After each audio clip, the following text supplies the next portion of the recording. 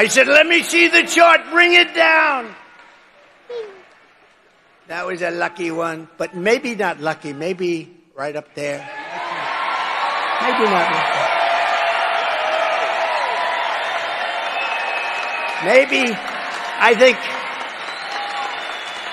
my two sons are great shooters, and they said, Dad, from 130 yards, a bad shooter couldn't miss with that gun. Oh man, what's going on, family? As you can see, things are fun to get sweet and spicy. But I hope everybody is blessed, well, healthy, and that nothing but the best is going on in all you beautiful people's life. Y'all know I love saying it, man, because I mean it, you know. And as you can see by the titles, you can see what we got going on today. It's the beautiful First Lady, man, speaking on some heavy things, y'all. You know, prayers for the Trump family, the Trump team, the Trump campaign, prayers to their family, man. They're for their protection.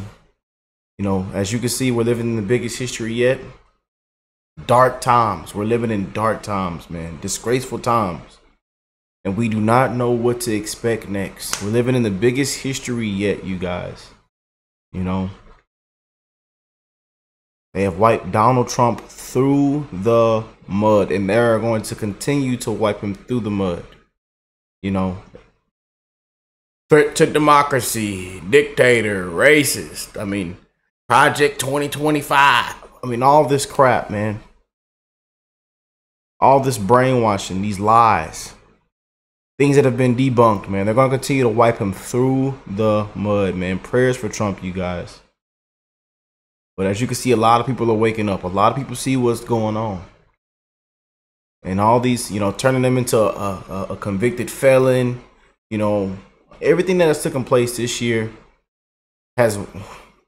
A lot of people have woken up now. People are waking up now. Anti-Trumpers, never-Trumpers, lifelong Democrats. You know, people also just want a change of leadership. Because the lady can't, the Democrats should be ashamed of themselves with that lady, man. Repeating the exact same thing, can't answer questions, ducking, dodging, hiding, word salads, word spaghettis. I don't see how that ticket makes it. I'm just saying.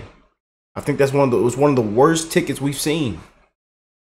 Just saying now. But prayers for Trump, you guys. And we believe it's going to be too big to rig. And right now we do see Trump is skyrocketing. And Kamala is once again dropping it like it's hot. Close to how Joe Biden was after that debate where he blew the motor in the transmission. But again, it's because she can't answer questions. She can't tell you a plan. She can only tell you the exact same thing she said Monday, Tuesday, Wednesday, Thursday, Friday from last week and the last month. Of an opportunity, dreams and aspirations. All, you know, it's crap, man. Millions are struggling and dying right now. Have died. And all you can tell us is you grew up in the middle class. The dreams and aspirations. Optimistic. I mean, just crap, man. Well, let's go and get into this video of Melania Trump, man, speaking on some heavy topics, you know, with the assassination attempt, the raid, and speaking on Donald Trump, man. This is a big video, so y'all could do me a favor. Make sure y'all hit that like button. Subscribe to the channel if you are new here. And we are in a fight to get our country back, man. Plain and simple. And again, prayers for Trump also in the comments as well. Let's check it out. Melania Trump is setting the record straight on her life, her family, and the election that's coming up. She lays it all out in a new memoir called Melania, set to hit the shelves next month. So we were able to sit down with the former First Lady for this exclusive interview, her first in more than 2 years. Take a look. Why did you want to tell your story in this book? I believe that it was the time that I tell my story and the truth. It is a lot of misinformation and falsehoods written about me, and I want to put the record straight, and people can learn some things that they were never discussed. And I hope they enjoy the book. How did you feel about Donald Trump running again? I support him. I know how passionate he is to make America great again. We saw you backstage at the RNC. Do you want to talk about why you decided not to come out on stage and give a speech like you did in 2016? It was my decision. I think was just the time. I think was the right time. In days before, I wrote a beautiful letter to America. Yes. And I think in one way that letter was my speech. The raid on Mar-a-Lago, the house manager texts you and says the FBI is outside the house. They had access to my bedroom, closets, office, and rummaged through my personal items. Even searched Barron's room, you say. So how invasive was that? Did it make you angry? How did you feel? Yeah, it made me angry. Yes. Invasion of privacy. And the way it was done I was really surprised. And you told your house manager, just leave it. Don't touch anything. Don't put it back. You wanted to see it for your own eyes. With your own eyes, what did it look like when you walked back in your house that had been raided? I saw unpleasant stuff that nobody wants to see it. And you get angry because, nobody should be putting up with that kind of stuff. Some person, I don't even know who or how many people, they went through my stuff. So the assassination attempts, the first one is in Butler, Pennsylvania. And you write about watching the assassination attempt on TV. And you started working and you were distracted, so you pushed pause. I think your chief of staff maybe called you and said, he's okay, but there's been a shooting. What happened next? I ran to the TV and I rewinded and I watched it. I was only a few minutes behind. And something, I guess, look over me. So I didn't really see live, but maybe, 3 minutes, few minutes later. But when I saw it, it was only, nobody really knew yet. Right. Because when you see him on the floor and you don't know what really happened. So you called him and he didn't answer his phone and you called Secret Service. And what did they say? First, the Secret Service was not available too because they were with him, right? And then after that, I got the Secret Service on the phone and they said that he's okay. We are on the way to the hospital. He will be okay. And were you able to talk to him on the phone eventually? Yes, I did. And then your son rushes into the room. Yes. And he had been told, your son is in college, I understand, but he's still your child. This is his father. How difficult was that to have that conversation with him? Very difficult. He was outside playing sport and he rushed in and was very, very difficult. Wow. And then a few weeks later, there's another attempt on your husband's life at your golf course.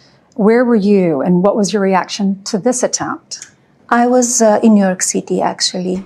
And I saw it on the television. And as soon as I saw it on television, I called again. And he was okay because Secret Service were great. The guys that they were with him, they were fantastic. And I think both of the events, they were really miracles. If you really think about it, the July 13 was a miracle, like that much, and he could not be with us. And he normally doesn't call for that one screen. He waits till the end of the speech. So just looking at that screen allowed him to turn his head. Yeah. And he said it was providential. Does this make you believe in it more in a higher power? How has that been for you? I think something was watching over him. I think it's almost like country really needs him. that maybe God's sparing his life. Yes. And then we were told this week, and we were told that authorities have already known this for a while, that there was an Iranian plot to kill your husband. So I watched this video that you released on social media questioning the first assassination attempt. For the second one, if they knew that there was this plot, why didn't they sweep the golf course? You know, it's interesting how quiet and everything became, all of the mainstream media. There were a few days reporting about July 13 event, and everything then became quiet. So I had a lot of questions. What's going on? Yeah. This is not normal. Yeah. And is it really shocking that all this egregious violence goes against my husband? Especially that we hear the leaders from the opposition party and mainstream media branding him as a threat to democracy, calling him vile names. They only fueling a toxic atmosphere and giving power all of these people that they want to do harm to him. This needs to stop. This needs to stop. The country needs to unite. And I encourage everybody to read my letter that I wrote on July 14 again, because that cannot continue. Letter was very powerful. What made you get to the point of writing that letter? That's how I felt. That's how I felt. How do you feel when people say they don't like him? What do you wish they knew about him? That he is really a family man. He loves his family. He loves this country. And all he wants to build better and prosperous. Yeah, he's just strong. He's not afraid to No, he's not talk strong. about the way it really is. You could see the way he was when he was shot, that in the ear, that the way he stood up and he said, fight, fight, fight, because we cannot allow that to happen. Okay, becoming First Lady. That damn Trump a damn dog, baby. That's my president, man. That's my president, y'all.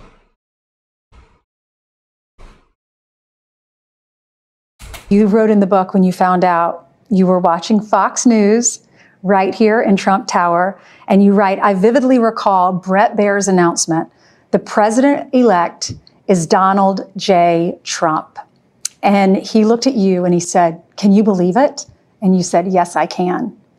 Your life immediately changed. When did it hit you? I am the First Lady of the United States. I don't know that it hits you, but you know that you have extra responsibility. You talked about having special bonds with First Ladies, with the wives of prime ministers. Who really did you, when you were just there with them and you had to sit at the dinner table and talk, I'm sure some were just incredibly fun. You really bonded with a few of them. Anyone come to mind? It's interesting because when you meet many times, you establish a relationship. So with Mrs. Macron, Brigitte Macron, she's fun. She's fun. Yeah. We always had great laughs. And with Aki, Mrs. Abe, and I'm so sorry what happened to him. So it was very special relationships with each of them. You've also traveled to visit our soldiers. You did that at Christmas time. You left your family. It was in the dead of night, and you fly over to Iraq to bless the troops. What was that like for you, and what about the reaction from the troops? It was a very secretive meeting, and when we arrived that night, the energy of the soldiers, we walked in and everybody started cheering that they see us. Like, what a big surprise. They were not expecting that, Not at all. So what makes Donald Trump want to do this again? all he wants to, as he says, make America great again. He wants to make this country prosperous, safe for everybody. He wants to make American dream possible again. What was your reaction to Kamala Harris replacing Joe Biden as the Democratic nominee? Well, how I see it is the records speaks for itself. The country is suffering. People are not able to buy usual necessities for the families. We have wars going on around the world. Soldiers are dying. They were dying under this administration because of weak leadership. The border is open and dangerous. A lot of fentanyl is coming over, killing our youth. It's very hard to see. And an economy, it's really not great. Inflation is high. And if we compare these 4 years under this administration compared to 4 years under my husband as commander-in-chief, he was leading the country through peace, through strength. And the border was safer than ever before. We didn't have any wars. People were prospering. They had jobs. They could support their families. So I think American people need to decide what they really want. Maybe some, strong tweets, but everything else great for this country. I love how she mentioned his tweet. I love that. Wow. But you see right here, you guys, this is authentic, real,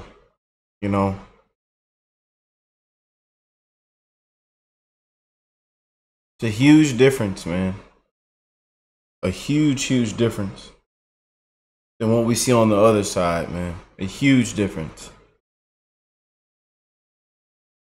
And I don't see how anybody claps for that. How anybody gets excited for that.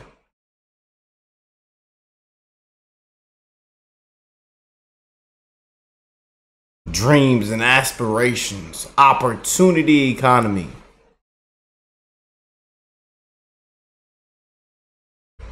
So it's all in the American people's hands on November 5th. Wow. She's right. Wow. I mean, she just wrapped up essentially what the election is about. She went from the economy to world peace to the border. And she said, there may have been some rough tweets, but what do you want? Is that enough for you versus a strong economy and all that? I mean, that's a campaign ad right there. Well, exactly. Saying like Trump's gonna keep it real. It might hurt your feelings, but hey, things are gonna be better. Simple. The thing is, for people that think that she's detached doing her own thing, she looks like she's watching the speeches. And when you said that during the assassination, she had to leave the room, so she paused the speech. Now think about that. Just a Saturday afternoon speech. Right. Important enough for her to, I don't want to miss it. Yeah. I'm going to go pause it, and then came back and her husband was shot. So all those people. And I think that went over a lot of y'all heads, that she paused it and then was going to come back to it. Out there who think she's detached and the relationship is fractured. I don't think you're paying attention, right? Well, we haven't seen her talk. She hadn't done an interview for 2 years. There, a lot of dots we'd like to connect. And you asked all those questions about things that people are interested in. And finally, we hear her talking. And she has feelings about everything and opinions on everything. And it tells you a lot about that family. Yeah, she's definitely not detached. She is in the know and she watches the news constantly. So that. Here's the book. Melania. You can buy the memoir starting on October 8th on melaniatrump.com.